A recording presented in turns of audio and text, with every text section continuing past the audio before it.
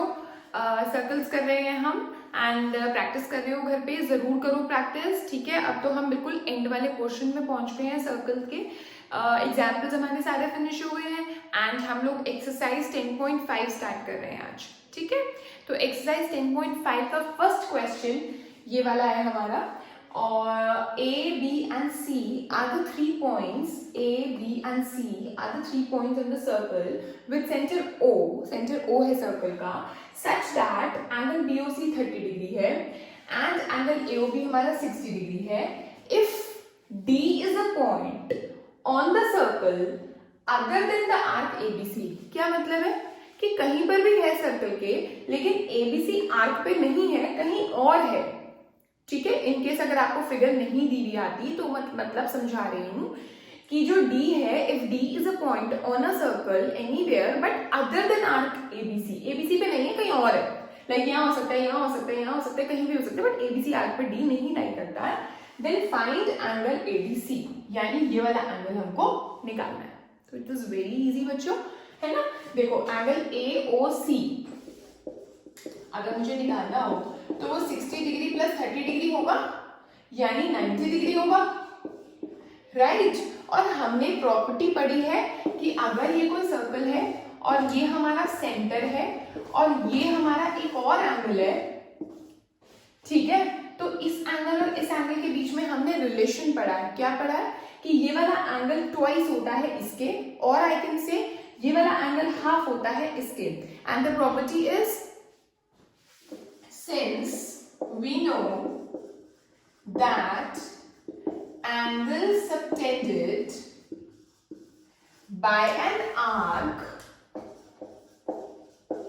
at the center, ठीक है, is double, ये वाला एंगल डबल है किसके, the angle subtended by the same arc, उसी आर्क से एक और एंगल अगर बन रहा है, कहां पर, by the same arc at any point on the remaining part of the circle. कहां पर बन रहा है, at any point on the remaining part of the circle, यानी AC में नहीं बनना चाहिए, बस कहीं पर भी on the remaining part of the circle.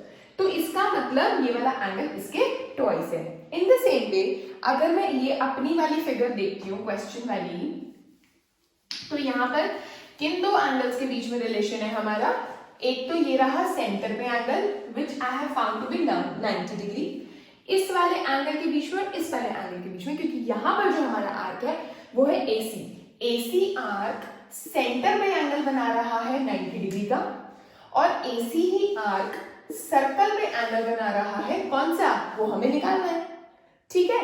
तो देयरफॉर एंगल A और C, ठीक है, या फिर यहां पर लिख दो angle ADC, angle ADC is equal to half of angle AOC।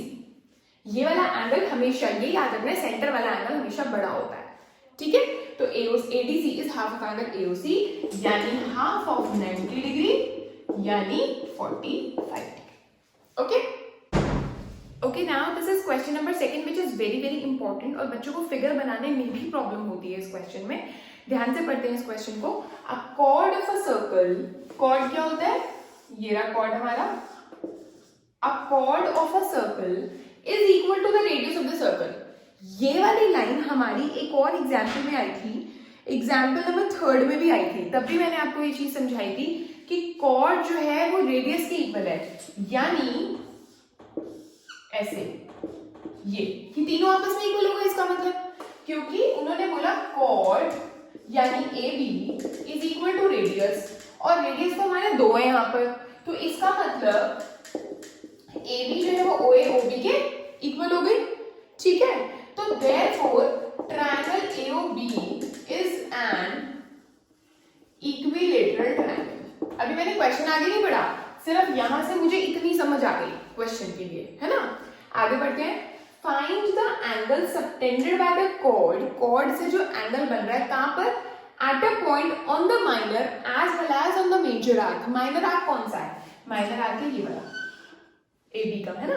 और मेजर आर्क कौन सा है, ये वाला।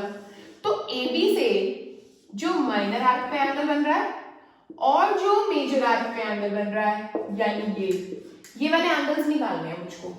यानी टू फाइंड में है हमारा angle A D B and angle A E B. देखो, जब हमारा ट्रायंगल एओबी इक्विलेटरल ट्रायंगल है तो एंगल एओबी क्या है हमारा, 60 डिग्री का। यानी ये वाला मेरा हो गया 60 डिग्री का, ठीक है। अब एंगल एओबी और एंगल एईबी में तो रिलेशन हमें साथ नजर आ रहा है, क्या, कि angle AEB is equal to 1/2 of angle AOB. और यहाँ पर आप वही वाली थ्योरम लिख दोगे जो अभी मैंने फर्स्ट एग्जांपल में भी लिखी थी। The angle subtended by an arc at the center is double the angle subtended by the same arc at any point on the remaining part of the circle, ठीक है। जो कि मैं आपको थ्योरम नंबर बता देती हूँ, आपकी बुक का आई थिंक 8th थ्योरम है वो, थ्योरम नंबर यस 10.8 है वो। मैं यहाँ पर लिख देती हूँ कि वो थ्योरम 10.8 है। मैंने फर्स्ट एग्जाम्पल में आपको पूरी लिख के दिखा भी दी है, ठीक है। चलो, तो एंगल एईबी जो होगा वो होगा 1/2 of 60 degree, that is 30 degree. That means मेरा ये वाला पार्ट तो सॉल्व हो गया, एंगल एईबी मेरा 30 डिग्री आ गया, ठीक है ना। ये वाला एंगल क्या कहलाएगा, एओबी कहलाएगा? नहीं, इस वाले एंगल को बोलते हैं रिफ्लेक्स एंगल एओबी। एओबी का रिफ्लेक्स। वैसे रिफ्लेक्स का मतलब पता है, रिफ्लेक्स का मतलब क्या होता है? देखो, एंगल एओबी ये वाला भी है, ये वाला भी है ना।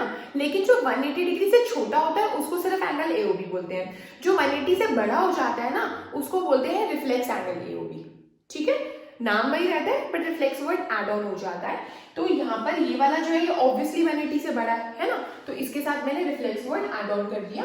तो ये क्या होगा, ये पूरा का पूरा जो है कंप्लीट होता है, जो 360 डिग्री का होता है। तो 360 डिग्री में से अगर मैं ये वाला 60 डिग्री वाला माइनस कर दूंगी तो ऊपर वाला एंगल आ जाएगा। अब मैं एंगल क्यों निकाल रही हूँ तुम सोच रहे होंगे, है ना। चलो मैंने निकाल लिया, अब बताती हूँ क्यों निकाल रही थी। देखो, ये वाला एंगल और ये वाला एंगल, इन दोनों के बीच में रिलेशन में बता चुकी हूँ बहुत बारी कि जो ये वाला होता है वो ट्वाइस होता है इसके, है ना। अब अगर मैं ये वाला देखूं, इसका रिलेशन किसके साथ होगा, इस वाले के साथ, इस वाले के साथ, वही ट्वाइस वाले, ठीक है। देखो ऐसे समझाती हूँ मैं बच्चों को कि ये नीचे है ना तो ये भी अंदर नीचे है, देखो नीचे नीचे वाले हो गए। ये ऊपर है ना ऐसे, तो ये भी देखो ऊपर ऊपर वाले हो गए। इन दोनों के बीच में रिलेशन, इन दोनों के बीच में रिलेशन, ठीक है। तो अभी हमारा क्या बचा है, एंगल एडीबी निकालना। तो एंगल एडीबी जो होगा वो हाफ ऑफ होगा रिफ्लेक्स एंगल एओबी के, यानी हाफ होगा 300 के, यानी 150 डिग्री, ठीक है। So these are question number first and second, and जिसमें से सेकेंड तो बहुत ही इंपॉर्टेंट है और थोड़ा सा बच्चों को समझने में प्रॉब्लम होती है। बच्चे फर्स्ट सेंटेंस में ही अटकते हैं कि इसका क्या मतलब है, chord of the circle is equal to the radius of the circle, ठीक है। जो कि मैंने आपको समझाया कि अगर कॉर्ड रेडियस के इक्वल हो गए तो ये तीनों साइड इक्वल हो गए, और तीनों साइड इक्वल हो गए तो ये इक्विलेटरल ट्रायंगल बन गया। तो ये एंगल 60 का हो गया, 60 का हो गया तो सारे एंगल्स निकल जाएंगे, ठीक है। सो आगे हम अपनी नेक्स्ट वीडियो में करते हैं बच्चों, ठीक है। तब तक आप ये प्रैक्टिस करते रहना। कुछ भी डाउट्स हो तो आप कमेंट सेक्शन में पूछ सकते हैं। और अगर आपने सब्सक्राइब नहीं किया अभी तक मेरे चैनल को तो प्लीज आप सब्सक्राइब कीजिए, ठीक है। Thank you so much.